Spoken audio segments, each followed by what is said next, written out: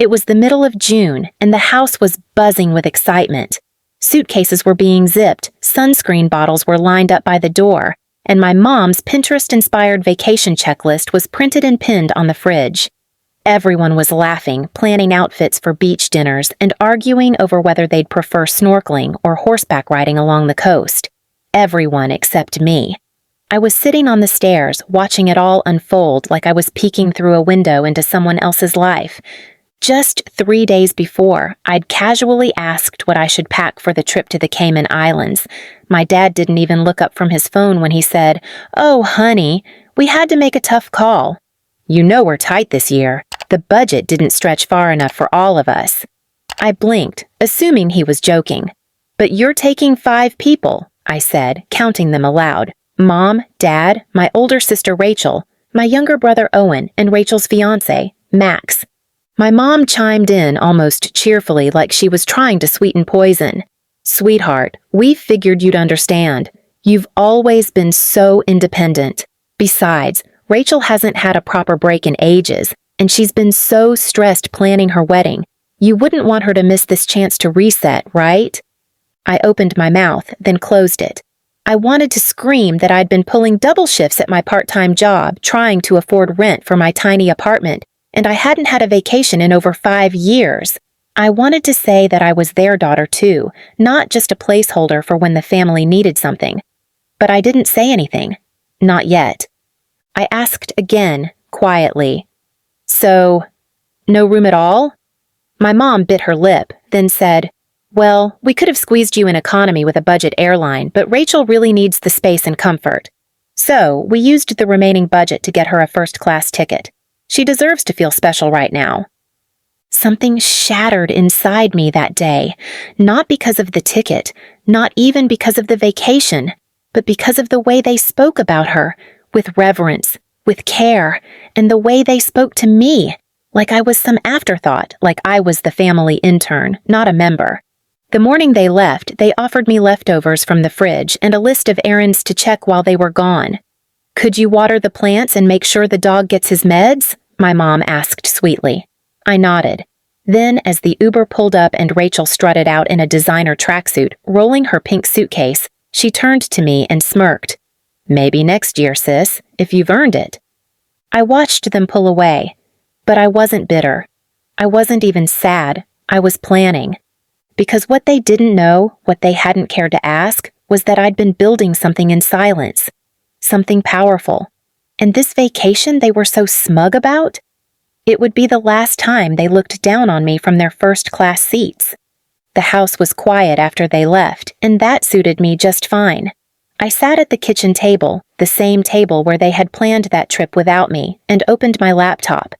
They thought I'd be stuck here, watering plants and moping around, but what they didn't realize was I had no intention of staying under their roof for much longer, because technically, it wasn't their roof anymore. 2 years ago, I started working remotely for a tech startup. What began as an internship became a junior developer role, and now I was earning enough to live modestly. But I had a side hustle too. I was ghostwriting ebooks for influencers and small publishers. It was unglamorous work, but it paid well, and I saved every cent. While my sister was flaunting designer heels and custom bridesmaid robes, I was quietly building up savings. 3 weeks before the family trip, I used those savings to buy something that would rewrite the script of this family dynamic forever. The house. Yes, their house. What they didn't know was that my uncle, my dad's estranged brother, owned the property. After years of renting it to my parents at a family discount, he finally wanted to sell. He hadn't spoken to my dad in years, but he'd always liked me. When I made an offer, in cash, above asking price, he accepted. Just like that, the deed had my name on it. The plan was to let them enjoy their trip uninterrupted. I didn't want confrontation. I wanted precision. While they were away, I moved out everything that was mine. I also replaced the locks. And I left a formal notice on the door with a copy of the property deed stapled to it. I didn't send a text. I didn't leave a voicemail. I let silence do the talking. When they returned from paradise, sun-kissed and smug, they couldn't even get past the front door. I watched from my car across the street as Rachel yanked on the handle in disbelief. My dad was on the phone, my mom's face pale and confused as she picked up the notice and scanned the signature at the bottom. Mine. Rachel threw a tantrum on the lawn. "What kind of joke is this? Is this some kind of revenge fantasy?" she screamed. It wasn't a fantasy. It was justice. They finally called me, furious and embarrassed, demanding answers. "You can't just throw us out of our own home," my mom cried. "It's my home now," I said calmly. "You made that clear when you prioritized a dog over your own child, when you told me I wasn't worth the price of a plane ticket. So now I've adjusted the budget. You're not included." They begged. They shouted. My dad even threatened legal action. But the paperwork was airtight. I had a lawyer, and every step had been documented. I gave them a week to collect their things from a storage unit I'd rented out of my own money. I even arranged for movers. But I made it clear, they weren't setting foot inside that house again. The local gossip mill caught on fast. My parents, the respectable middle-class couple who always posted family-first quotes, were suddenly living with friends, their embarrassment barely concealed. Rachel? She had to cancel her bachelorette party. Her fiancé's family started questioning whether they were making a huge mistake. But I wasn't done. I hosted a housewarming party exactly 1 month after they'd left for the Cayman Islands. I invited friends, co-workers, and even my uncle, the man they'd cut off years ago. The guest list included a few familiar faces from our neighborhood who were curious to see the house now that I was the owner. The best part?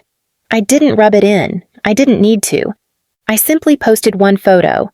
Me, sitting peacefully on the patio they used to drink wine on, with the caption, "Funny what happens when you're no longer an afterthought." Months passed. The silence between my family and me grew thicker, colder, like the space between stars. They didn't reach out, not even on my birthday. But truthfully, I didn't expect them to. Not after what happened, and not after I reclaimed the dignity they so casually stripped from me. But then, something unexpected happened. One night, I received an email. It wasn't from my mother or my father. It was from Rachel. The subject line just read, "Help." I stared at it for a long time before opening it. She wrote that her wedding had been postponed, indefinitely. Her fiancé's family had discovered that she'd used part of the wedding fund to cover a luxury hotel bill during their engagement party.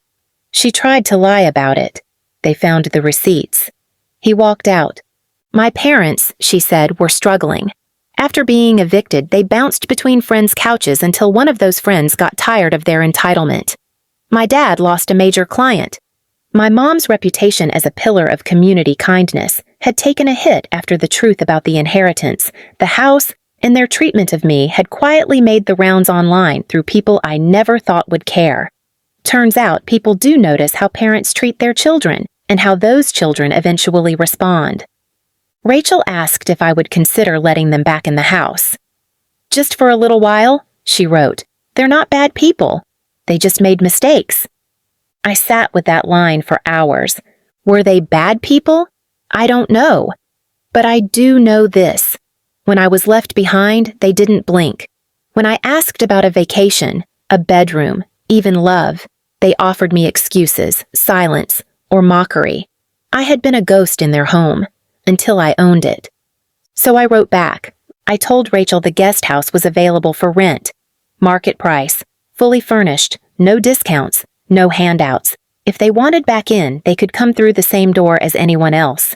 With dignity. Or not at all. She never replied.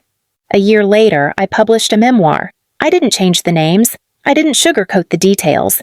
I wrote every chapter with the fire of someone who'd once cried themselves to sleep in a garage while a dog had a room with air conditioning. The book went viral. Interviews followed. Podcasts. Panels.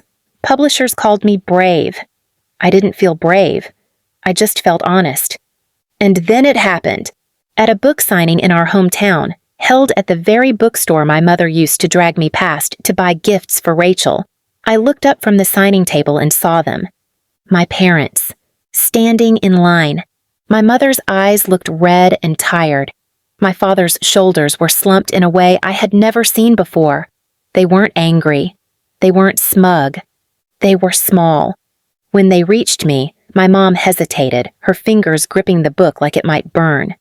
"You really wrote all of this?" she asked, voice shaking. "Yes," I said. My dad didn't speak. He just looked at the photo on the back cover. Me, standing in front of my house, smiling like someone who had finally come home. They didn't ask for forgiveness, and I didn't offer it. Not then, maybe not ever. But I did sign their book. I wrote, "For the ghosts who taught me how to haunt with purpose." And then I turned to the next reader, smiling.